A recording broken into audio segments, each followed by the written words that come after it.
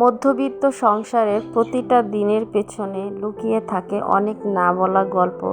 আজকের দিনটা কেমন কাটলো, কি করলাম সব কিছু আপনাদের সঙ্গে শেয়ার করব। আসসালামু আলাইকুম এভরিওয়ান। আমি আমেনা লাইফস্টাইল থেকে আমেনা বলছি।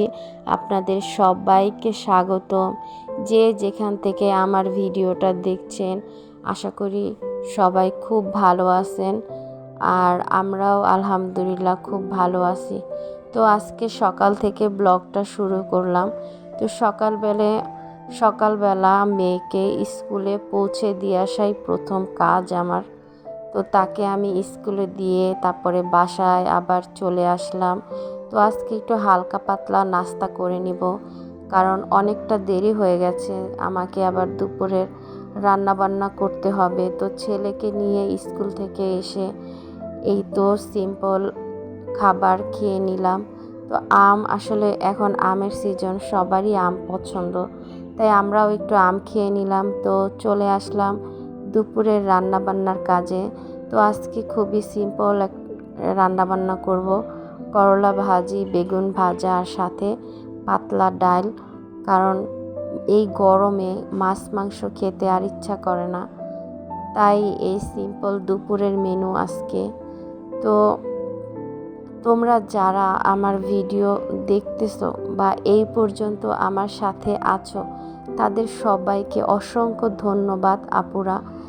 তোমাদের এরকম সাপোর্ট আমাকে আরও অনেক দূর এগিয়ে নিয়ে যাবে।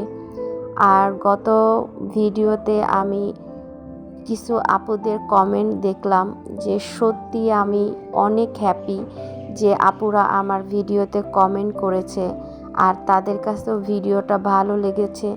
এটাই আমার জন্য অনেক। তো আপুরা এভাবেই আমার পাশে থেকো, আমিও তোমার পাশে থাকবো ইনশাল্লাহ। তো এভাবেই ছোট ছোট পায়ে তোমাদের সাথে নিয়ে এগিয়ে যেতে চাই। তো ভিডিওটা কেমন লাগলো অবশ্যই কমেন্টে জানিও। আর যারা নতুন আছো অবশ্যই আমার চ্যানেলটা সাবস্ক্রাইব করে দিও, একটা লাইক দিও। তো এই তো আমার রান্নাবান্না প্রায় শেষ। আজকে আমি ভাতটা এইভাবেই রান্না করেছিলাম।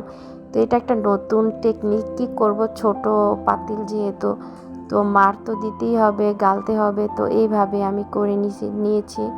তো আমার বেগুন ভাজাটাও কতটা সুন্দর হয়েছে।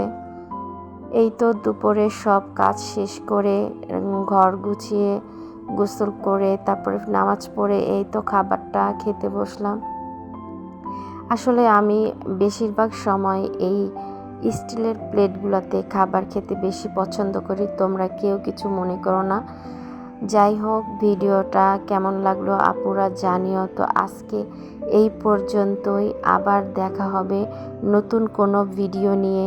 এই পর্যন্ত বন্ধুরা সবাই ভালো থেকো, আল্লাহ হাফেজ।